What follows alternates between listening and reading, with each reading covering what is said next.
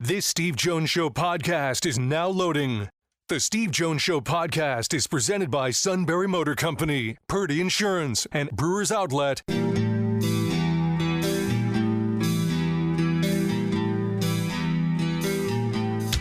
Bringing you an in-depth look at Penn State sports and more. This is the Steve Jones Show on News Radio 1070 WKOK. The Steve Jones Show is presented by Sunbury Motor Company, Purdy Insurance, and Brewers Outlet. Now from the Sunbury Motor Studio, here's Steve Jones. This half hour being brought to you by our great friends at Sunbury Motors, 4th Street in Sunbury. Sunbury Motors Kia, routes 11 and 15 in Hummels Wharf, and online at sunburymotors.com. Ford, Kia, Hyundai, the best in new inventory with great warranties and safety features. Great pre-owned inventory with the Sunbury Motors guarantee. They go over every vehicle with a fine-tooth comb. And the service department, whether it's quick lane inspections, routine, difficult, they handle it all at Sunbury Motors, 4th Street in Sunbury. Sunbury Motors Kia, routes 11 and 15 in Hummels Wharf, and online at sunburymotors.com. Well, Ray Didinger, there's never an off season, it seems, in the NFL. In some ways, it's a little bit more exciting than maybe some of the weeks in between. First of all, welcome. It is always a pleasure to have you back. Always nice to be back with you, Steve. All right, so the Eagles offseason, how would you evaluate the comings and goings and the subtleties with which they have crafted the current roster? Well, there were, as you would expect, significant losses in the offseason with free agency. I mean, they've lost, Brandon Graham retired, which I think everybody kind of knew that was coming. But then you lose Josh Sweat and Milton Williams, who were two really good young players who were coming on and obviously had played. Anybody watched the Super Bowl knows how well those two guys played. So they're gone, and now the Eagles have made the decision to let Bryce Huff go. They're going to deal him to San Francisco. So that's a lot of change on the defensive line right there. That's the most obvious part. And you lost your offensive coordinator, Kellen Moore, so you're going to be working with Kevin Patullo, who was the passing game coordinator but has never been an actual play caller or coordinator before, so that's going to be different. But if you look at this roster top to bottom, even with the changes, even with the losses, it's still a very, very good team. I just saw the first set of power rankings came out. And, they're number one, and they have the shortest odds to get back to the Super Bowl, which is probably appropriate. But you've lost some key players, and the league hasn't done you any favors with the schedule. I mean, the schedule is very tough. It's very tough at the beginning, and it's very tough in the final month.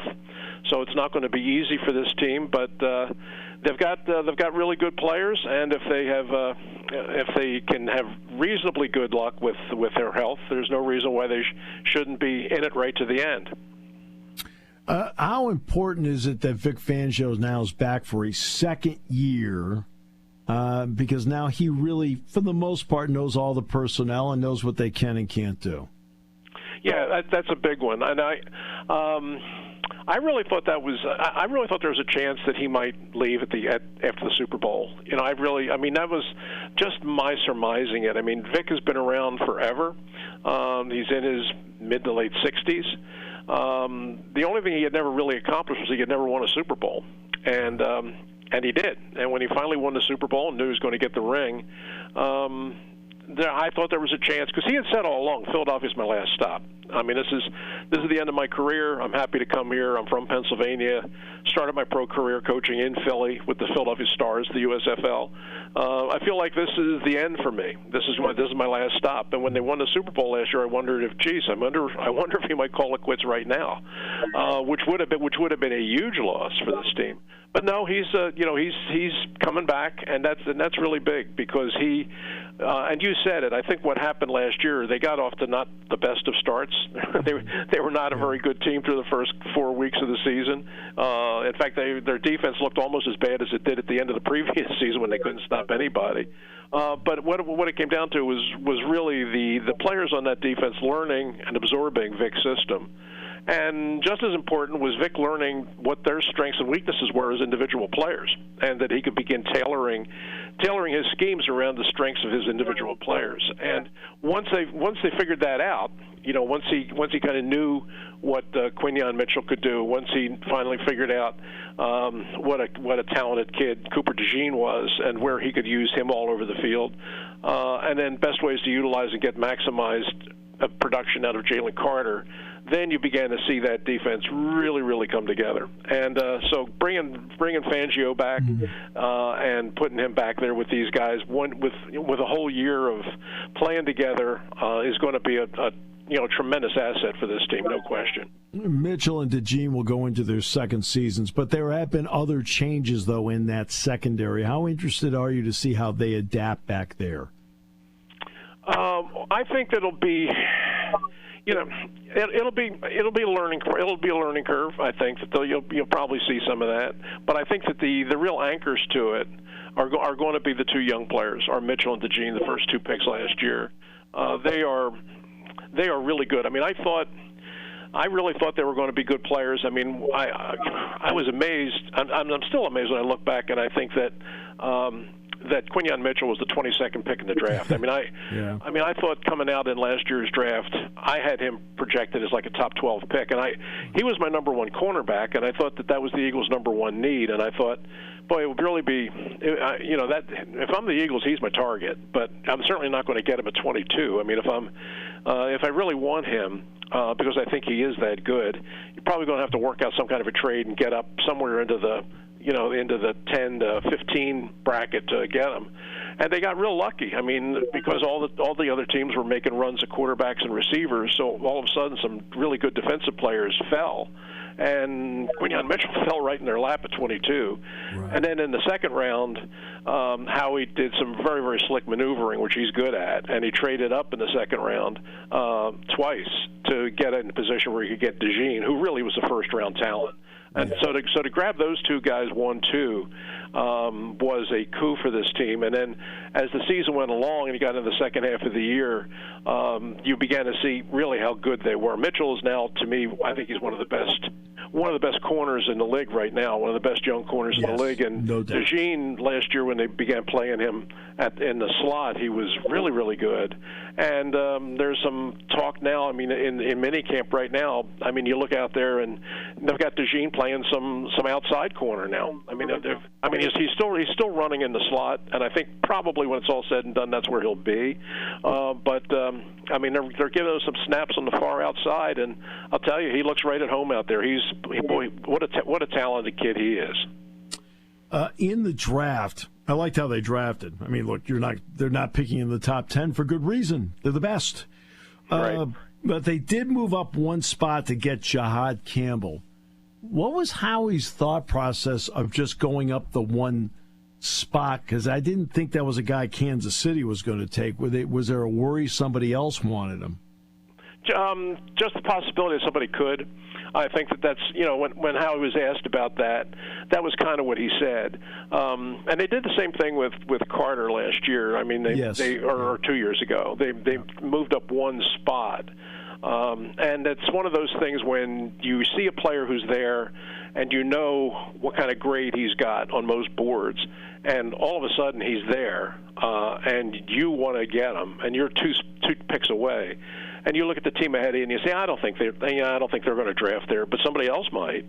So you can't, you can really have that bite you in the butt there, where you say, well, they're going to pass on him, they're going to take a receiver or whatever, and then somebody swoops in and makes a trade and you lose them. They didn't let that happen with Carter because they felt like they absolutely wanted Carter, so they made the move up to 9 and got him, and obviously a great move on their part. He's become a tremendous player. But this was a similar kind of thing. They were very, very surprised, and frankly, I was surprised too that Campbell was still there in the 30s. I mean, I had him as I think I had him like number 14 overall in this draft. Mm-hmm. So to see him drop down and be available at that point the Eagles were delighted. And, yeah, he was their target for sure. But they figured, look, let's not, Kansas City probably won't take him. But somebody else, that's not to say somebody else won't just trade for that spot and take him. So, let's just, for the modest price that it would be, let's just go up and make sure we get the player we want to get. And, they bring Campbell in now. Now the only question is really, okay, how does Vic use him? Will he be an off-the-ball linebacker, which I think he certainly can be, and he demonstrated that he could be when he was playing at Alabama, or since you have what's kind of an immediate need as edge rusher, will you be lining him up and letting him play as an edge rusher? The fact is, I think he can do both, and knowing the way Vic is and the way he utilizes versatile players, I think he's probably going to play both, and I think he's going to be a guy that's going to be on the field right from week one, and I think he's going to be a really good player. A couple non-Eagles subjects here. One is Frank Ragnow, who announced his retirement at the age of 29 because, look, after a while the injuries get to be too much. Your opinion on him as a player, and what kind of loss is that for Detroit? It's a big one. Because, you're right. This is a guy that you would not have thought that you were going to lose at this point. It's unusual to see players of that caliber retire before the age of 30.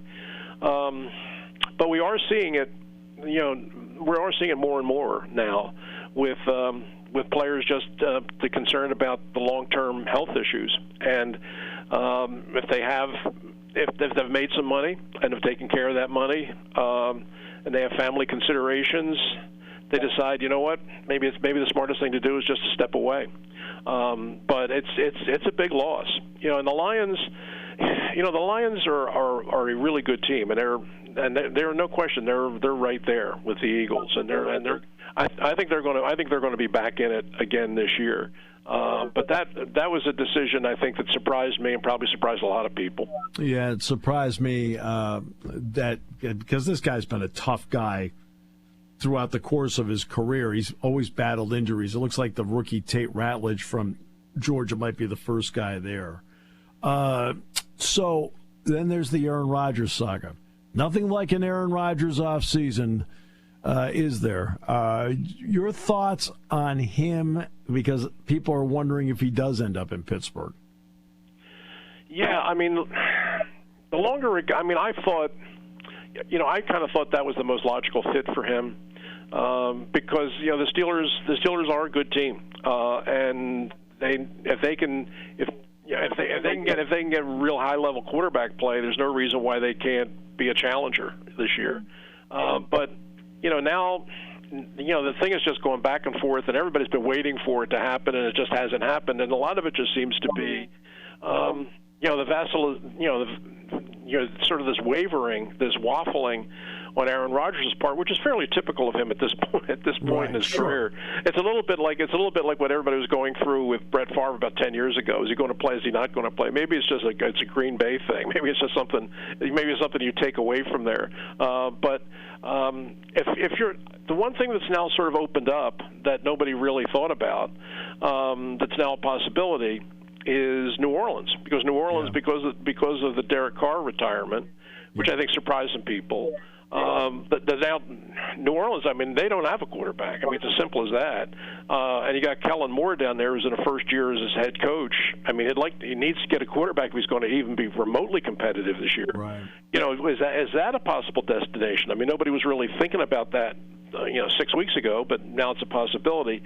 I've heard a little bit of talk about that in the last week. I don't think that is a very viable possibility. I don't see Rodgers at 41 coming back to play in New Orleans for a team that clearly is not going to be very competitive for a couple of years. Why would he do that? If he's going to play anywhere, then the Steelers make the most sense. And I thought if you and I had this conversation 2 months ago, right after the season ended, I would have said, you know what, I see him in Pittsburgh.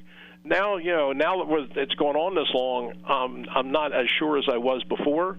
But a lot of it is just him trying to make up his mind whether he wants to continue playing or not. I saw him play some. I didn't see a ton of the Jets last year, but I saw some. Yeah. And the fact of the matter is he can still throw the ball. I mean, there's no question he can still throw the ball. He doesn't move around the way he used to, and he doesn't extend plays and, make off script plays the way that he used to. But he can. But if he gets protected, he can still throw that. He can still throw the ball. I think he can still play. The question is, right now, does he really want to play? And I think he has to figure that out first before he actually gets out of the point of making a decision. Which then brings up the Kirk Cousins option. Is he an option for somebody? If they can work out the financials, I think that's.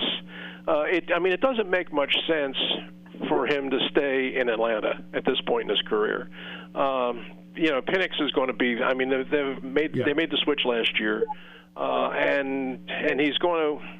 It's going to take a little time to develop him, but I think they liked what they saw.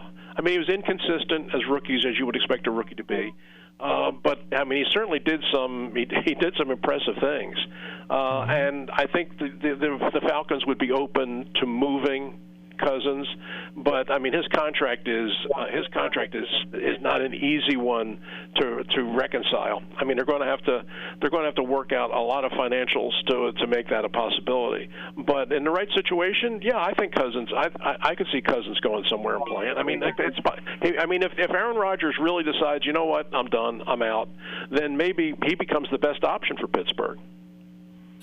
Okay, so within the division, George Pickens is now with the Dallas Cowboys, opposite CeeDee Lamb, and Dak Prescott comes back. Pickens is an interesting guy. I think that's the best way of putting it. He's an interesting guy. Does he have a potential impact, considering the Eagles will have to play them a minimum of twice? Oh, sure. Oh, yeah. I mean, he definitely helps them. I mean, Lamb is, Lamb. We all know what Lamb is right now. I mean, he's one of the top receivers in the league. But last year he was playing alone. You put Pickens out there now as a defensive coordinator. That's a far different sort of challenge, and he will definitely help the Cowboys. Now, one of the things that's on the other side of that is, the Cowboys' offensive line, which was really quite good a while back, isn't nearly as good now. I mean, you lost Zach Martin and you've lost Tyron Smith, and so that offensive line, which was, I thought, one of the best in the league not that many years ago, isn't nearly as good right now. So that's on the other side of it. Yeah, the receiving core is much improved with the addition of Pickens. The offensive line, I think, could be a little more problematic. But I think the big challenger for the Eagles in this division this year is going to be Washington. I mean, you saw. I don't think what happened last year with Washington was an accident. I don't either. Yep, I think they're good. I think the quarterback is tremendous, and as long as he's on the field and as long as he's healthy, they're going to be a threat to anybody. So I think that's if you're talking about the biggest challenger in the East, I would say it's Washington again. And, I mean, the Eagles bombed them out in the championship game. There's no question about that. But that team and that coach have really grown a lot in 1 year's time. And I think that was a real step forward for that whole organization to finally just get back on a competitive footing with the top teams. And I think that by the end of the year, they had really come to believe in themselves. And, now they got smacked around in the championship game, but I think they come back this year saying, okay, we're going to show you we were no fluke. We're back to playing real good football in Washington. I think they are, and I think that they're going to be the big challenge for the Eagles. And, the way the schedule breaks down, Steve, I mean, I mentioned at the start. Yeah. The Eagles' schedule, man, I look at it as tough. I mean, they open at home with the Thursday night kickoff game at home against the Cowboys. But then, I mean, those next three games, I mean, you got to go to Kansas City the next week. Then you come home to play a Rams team that almost beat you in the playoffs and now has double revenge going for them because you beat them twice last year. Right. Then the following week after that, then you got to go down and play another one of those hot weather games down in Tampa where the Eagles never seem to play well.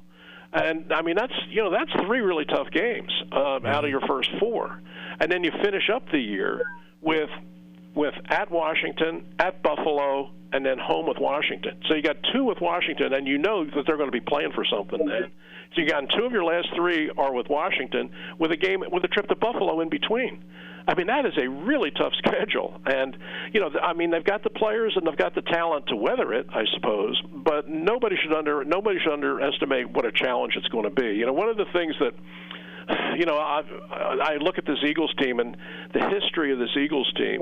They have never been good the year after a Super Bowl. I mean, if you look at their history, the years after Super Bowls have always been tough years for the Eagles.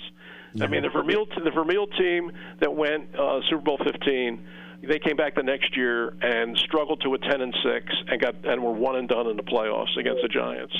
Then you got Andy. Andy goes to the Super Bowl with Donovan and that team. Then the next year they come back and you have the Terrell Owens meltdown. McNabb gets hurt. The Eagles, they wound up only winning 6 games and missed the playoffs altogether. The Peterson year, when you finally do win it, they come back the next year. They go through the whole Wentz thing. He comes back. They put Foles on the bench. Wentz gets hurt. They limp into the playoffs. They luck into a win down in Chicago, and the ball bounces off the upright. But then they lose the next week in New Orleans. And then they go to the first Super Bowl under Sirianni, and they come back the next year and they go to 10-1, and then lose 5 out of 6, and they're one and done in the playoffs. So The Eagles have a history now. Every time the year after the Super Bowl has always been a very, very tough year for them. And you look at the schedule this year, and boy, it's challenging. So if Eagles fans here, I mean, yes, they're excited and yes, they're optimistic, but they're also aware of what this season has been to the Eagles historically, and I think they're prepared for it to be a season. It's not going to be any cakewalk. Well, to say it's always a pleasure would be an understatement. Thank you so much, Ray. I really appreciate you. You're the best.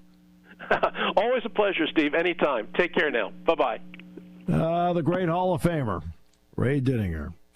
Half hour brought to you by our good friends at Sunbury Motors, 4th Street in Sunbury. Sunbury Motors Kia, routes 11 and 15 in Hummel's Wharf on News Radio 1070 WKOK.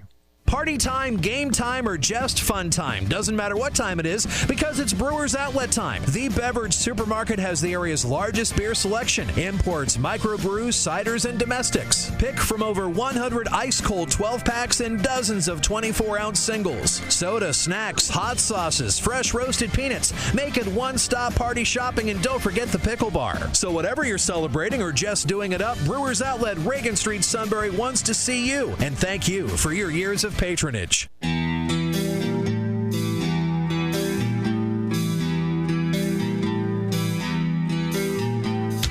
Bringing you an in-depth look at Penn State sports and more. This is the Steve Jones Show on News Radio 1070 WKOK. The Steve Jones Show is presented by Brewers Outlet, Sunbury Motor Company, and Purdy Insurance.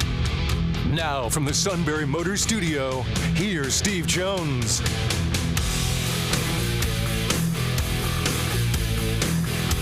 And this half hour brought to you by our good friends at Brewers Outlet, Reagan Street in Sunbury, the beverage supermarket. Imports, domestics, microbrews, the best selection of beer anywhere. Wine coolers, water, soft drink, snacks. They roast their peanuts fresh and out every day. 6 great flavors of slushies. And ready-to-drink cocktails. High Noon, Jack Daniel's Crown Royal, Pickle Bar led by my 2 personal favorites, the Barrels and the Dills, indeed second to none. It's going to get hot the next few days. Yes! Warm weather. 70s today, 80s the next few days after that. Yes. And then we got the 4th of July to stock up for. Brewers Outlet, Reagan Street in Sunbury, the beverage supermarket.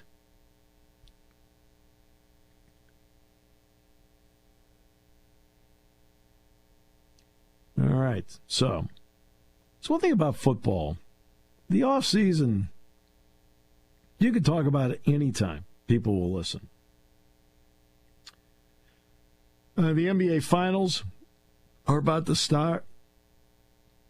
And look, Oklahoma City is a terrific team. They've been the best team. And look, how many times have we talked about Oklahoma City this season? Usually we mention them like a couple times a month for the last few months. Like, hey, watch out for them. They're a great team. They built a nice young team. Shea Gilgeous-Alexander. Williams, who I think is this year's Jaylen Brown in the playoffs. Chet Holmgren, plus other parts. They're just a well-rounded team. They're an excellent defensive team, as well as the ability to score a lot of points. Indiana wants to play with pace. They've done a great job of acquiring Halliburton from Sacramento, which they did a few years ago, and building around him, getting Pascal Siakam, a guy that's been there, done that. T.J. McConnell, yes, did play in the Jordan Center against Penn State when he was with Duquesne. Turner's been with that team for 10 years. And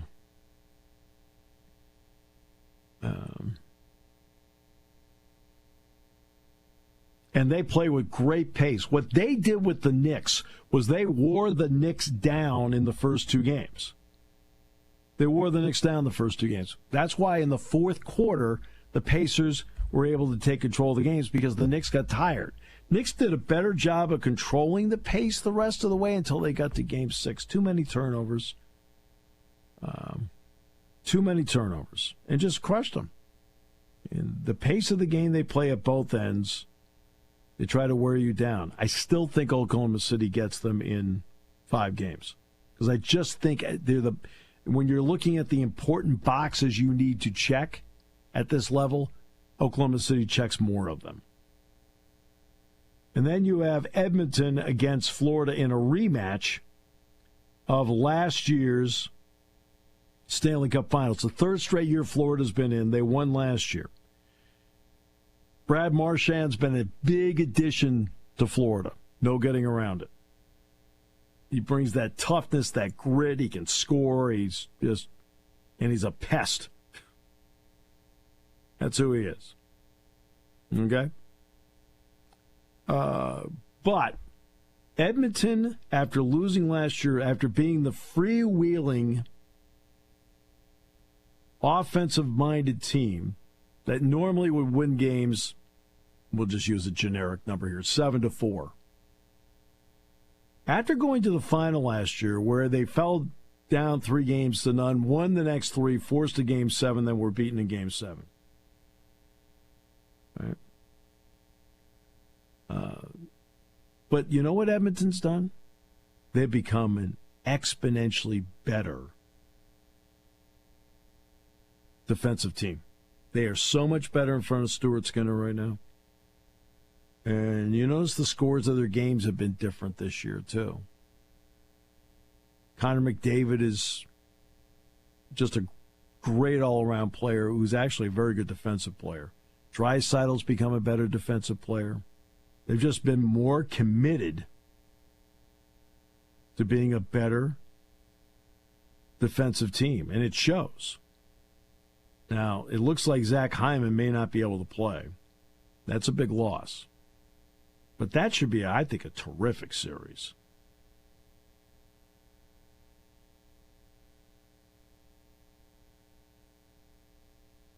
Yeah. So that's how I look at the two.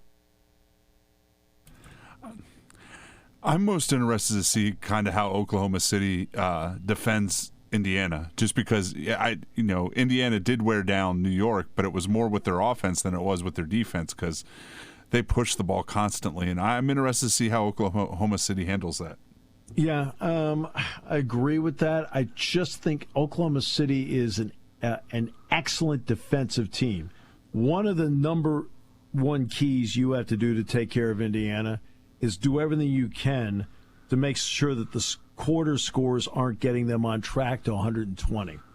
When they get 120 or better, they've only lost twice all season, including the playoffs. Okay? That's Indiana. So 120 for them is a magic number. Conversely, while they've only lost twice in games which they've scored 120 or better, Oklahoma City, how many times have they lost to an Eastern Conference team this year? Once. Cleveland. That's it. I was going to say, I thought the Cavs got them once. Yeah, that's it. The Cavs got them. That's the only time they got them. Yeah, I mean, I agree with you. I think Oklahoma City is going to win. They just can throw guy after guy between 6'8" and 7'1" at you. But see, this is where both general managers get, to me, a lot of credit for putting teams together. Indiana's put together a good team. Halliburton they acquired from Sacramento. I think they sent Sabonis in that trade, if I remember correctly. Yes. Right? And they get him from Sacramento, and they realize, wow, we got a pretty good talent, who really then emerged and said to the NBA, I'm here during the first ever in-season tournament. Remember Indiana got to the final against the Lakers? Halliburton played great in that in-season tournament. You're like, wow, okay. This guy's got something to him. But they built around him. Neesmith, okay? McConnell. Turner's been with them for 10 years, so he's been a part of the mix at Indiana for the last 10 seasons. They bring in Siakam, right, which was a big plus for them because there's a championship pedigree that you add into the team. Then, on the other side of it, Oklahoma City, this is where you have the ability to look at players that ESPN, and again, see, I keep going back to them because I think they build up guys that are in the Hall of Very Good, and they try to make them into the greatest things since sliced bread. Okay? And we just went through the Karl Anthony Towns thing. Right, but they gave up Randall. So to me, they kind of just they just exchanged guys to see how it worked. I mean, okay. But it's like, oh, Cat's this and Cat's like, Cat has no interest in playing defense. And for the most part, he goes left the entire time when he gets the ball. He does some things very, very well. He's in the Hall of Very Good. Paul George.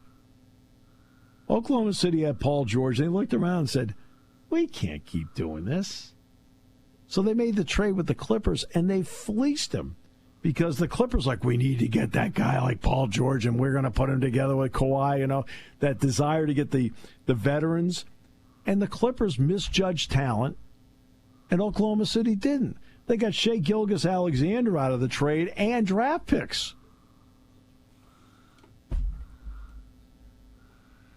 mean, and they put a team around him. They got Hohenstein from the Knicks in free agency, who's a valuable defensive piece to go with a guy like Holmgren, whom they drafted in the second overall in the entire draft, Chet Holmgren. Williams has been phenomenal. They've got a couple guys that are defensive stoppers. And Caruso, it's interesting when you acquire a guy like Caruso, and he played for the Lakers, and he was on that Laker championship team that won in the bubble. I always wonder if that ever counts. But sure it does. I mean, they all played. But Caruso, when you're on the Lakers and LeBron's on the team, what are you automatically when you're one of the other guys? You're a role player, right? Which means you mentally understand a role player. You mentally understand what it means to be a role player.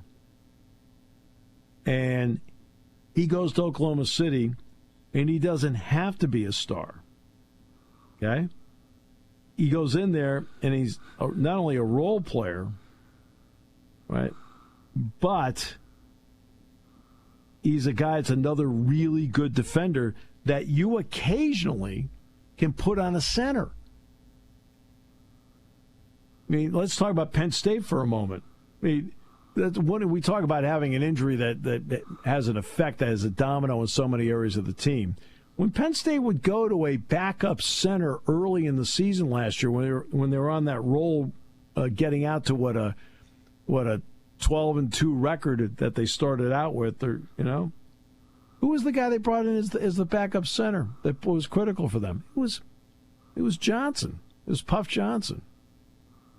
Well, Puff's like 6'7.5", 6'8", but he knows how to play because he's smart.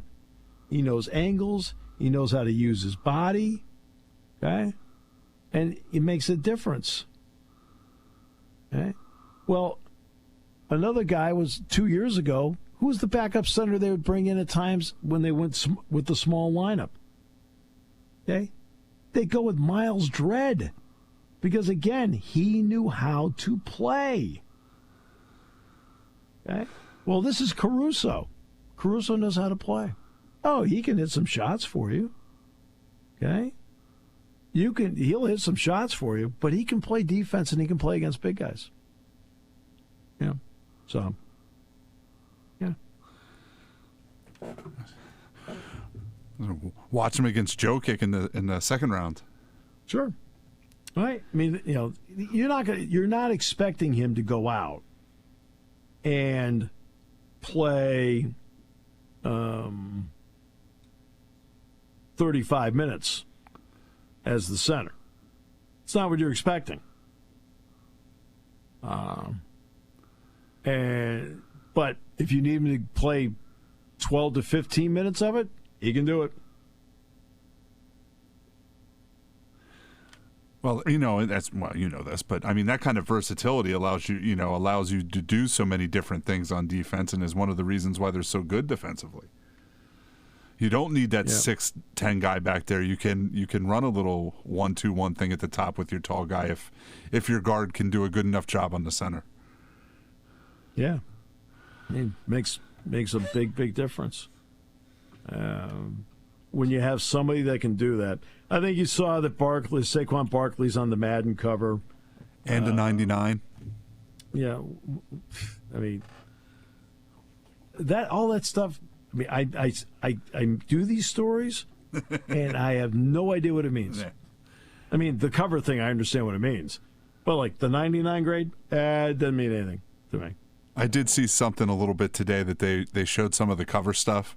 They did not make him leap over somebody for the cover. They did use wires to hold him in the air over top of somebody. That's great. Perfect. Love it. That's fabulous. Jeez. Saquon, jump over a dude backwards 8 times till we get the right picture. To be honest with you, probably could. Well, I'm not arguing that point. I mean, I told you that story about when he did it against Jacksonville, where we were at practice that night. You know, they're doing the usual Sunday night walkthrough, the transition from corrections to getting ready for that week's game. And Kenny Sanders comes over I was with Dr. Wayne Sebastianelli and Dr. Greg Billy. And he has his iPhone with him. He says, you need to see this. And if you recall, the first part of the play is he makes this awesome spin move. And so Greg immediately says, wow. And Kenny says, no, wait. And that's when he went backwards and then went over it's like, all of us just like, holy mackerel. It's one of those things you're still going to be seeing that highlight 20 years from now. Yeah. It's one of the signature plays of a signature career. Yeah. So, yeah. Oh, boy. Well. I was thinking, I hope Matt didn't hear the back half of that Ray interview. Matt? About their every post Super Bowl year. Yeah. There's a part of me that hoped he did hear it. I mean, there's a big part of me that hoped he heard it. Yeah, I know. just enough to make him panic. I mean, they could be on the road. I'm pretty sure they're going up. They're doing the Mount Carmel State playoff game at Central Columbia that starts at 4. So, yeah, perfect. Oh man, the Pennsylvania Summer Special Olympics will start here on Thursday, which is phenomenal. I will be emceeing the opening ceremonies at Medler Field, Lebrano Park. On Thursday night. Man, that is so gratifying.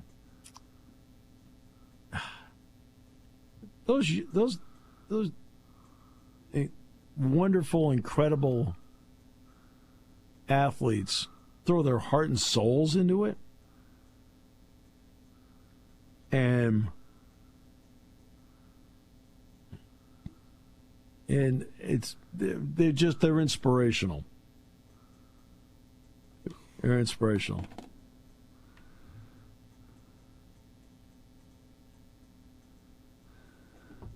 That's the whole statewide thing. That's like the. Yes, it is. Yeah.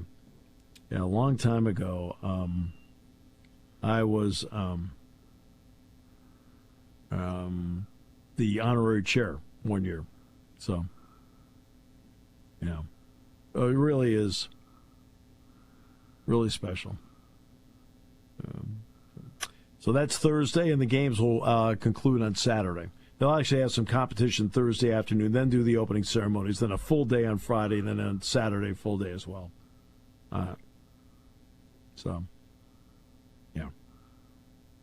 And that's what's coming up. And then the Williamsport and Spikes seasons will get underway this week. The MLB Draft League.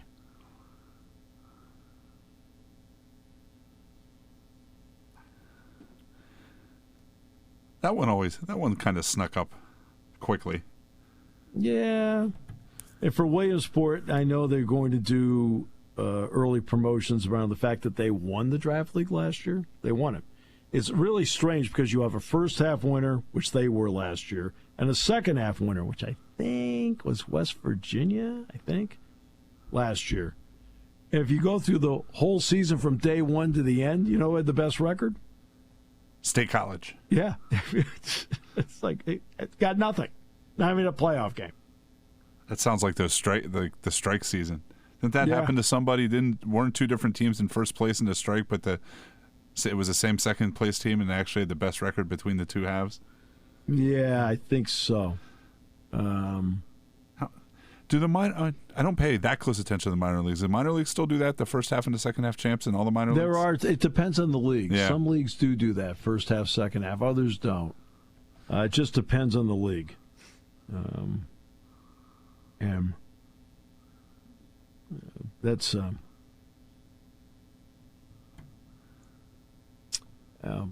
and look, you're just trying to determine a champion. That's great. I know in the New York Penn League they didn't do first half, second half. It was a short season league to begin with, so first half, second half makes no sense. Yeah. And that's one thing about this league. It's a one-game playoff to win it. And the first half winner is the one that hosts. Well, I think what ends up happening to them is they run into the Little League World Series and the start of high school football season for their postseason. Yeah, right. Exactly. Well, Neil's here tomorrow. We'll talk about a lot of the things that Ray and I talked about today. Get more into the Steelers stuff as well. And then the interesting commentary of Matt Catrillo. Ryan Snyder's coming on Wednesday, too, as well. Oh, finally, some intelligence.